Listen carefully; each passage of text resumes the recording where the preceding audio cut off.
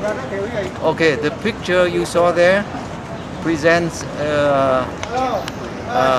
Vietnamese communist security agent blocking the mouth of a Catholic father who is also a freedom fighter. He is he's advocating for freedom and democracy and human rights in Vietnam. And the government didn't like him, and they brought him to court. And during his testimony in court, the security guy blocked his mouth. And we call that the kind of liberty, the kind of freedom of speech that the communist government is giving to the people. That's why we are here. We are here to support the freedom fighters inside Vietnam. They are being killed, they are being imprisoned, they are being unjustly tried, without lawyer, without family members witnessing, and the communists still call them people's court. Actually, it's a government's court. It's not even a judiciary court. And there is no judiciary branch in Vietnam. Everything is directed by the Communist Party. Late last year, the United States gave the communists a lot of favors and benefits because they made promises. They made false promises that they will loosen, the people's life, and they will grant freedom of speech to the people, and they will treat foreign investors fairly.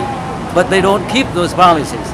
Immediately after they become a WTO member, they came back to repressive way that they were before. And now, look what they are doing. The United States Congress is protesting. The EU Parliament is also protesting, and they don't take anything into account. They just do it their way. So I don't know what the United States is favoring them for.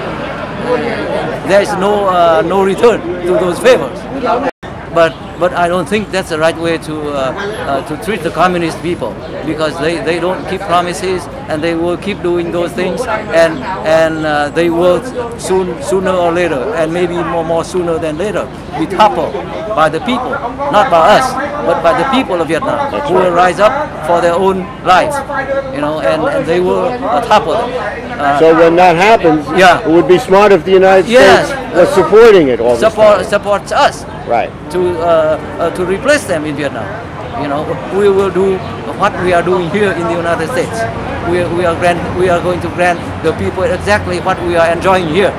We don't do it the repressive way like the communists are doing. And there'll be just as much business. Yes, and maybe more. And because freedom. Vietnam Freedom. will be a better buyer, a stronger buyer, more buying power for the United States. And maybe there is no trade deficit. You know what I mean? Right now, the United States is importing more from the developing countries than buying. Than selling to them, because they don't have buying power to buy. They just sell, and the reason they are selling is because their labor is cheap. That's all. But you know that when labor is cheap, the quality is also poor. So I don't know what we gain. Getting things cheaply is nice, but doing it without enslaving people, yes, that's a good thing better. too. It's better. Yes.